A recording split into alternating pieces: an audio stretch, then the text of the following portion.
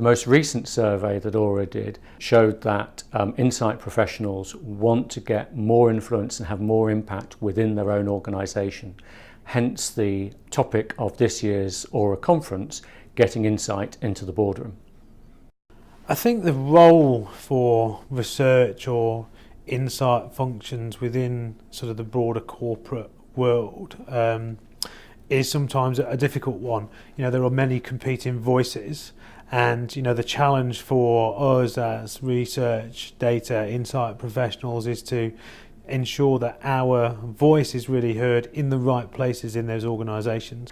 I think the way to get insight taken more seriously within businesses is for insight to be about 360-degree understanding. So I think research, consumer research, is an important part of the equation.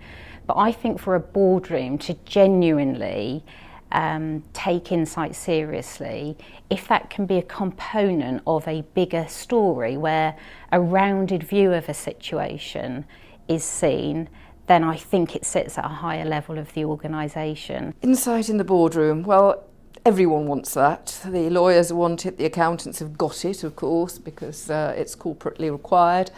I think that unless we get more backbone, we're not going to get there. We really need to stand up and be counted as an industry. We need to be confident in what we say. We need to stop apologising for the standards and the requirements that make good insight worth relying on for a decision maker. If we really want to engage with the board, then we have to be able to tackle board level questions.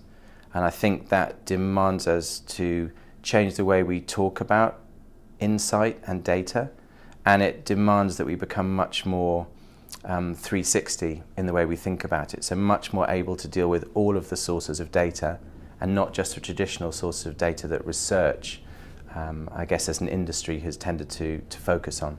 I think it's absolutely essential that research gets into the boardroom, because that's the only way forward for companies to actually understand their consumers, to understand what they have to do to sell more stuff, really, at the end of the day. Getting into the boardroom is difficult, always has been difficult, but I think we're getting a lot better at it. I think that making the findings very concise, very directional, and not taking an hour to communicate is crucial to what we do in the future. And I think we've got every chance of getting into the boardroom, providing we get the right stuff in the boardroom, which means quality research. It will be the blending of lots of information and lots of different perspectives. And in the background, an immense amount of thinking going on to be taken into the boardroom in a very simple way to allow the business to take the correct actions.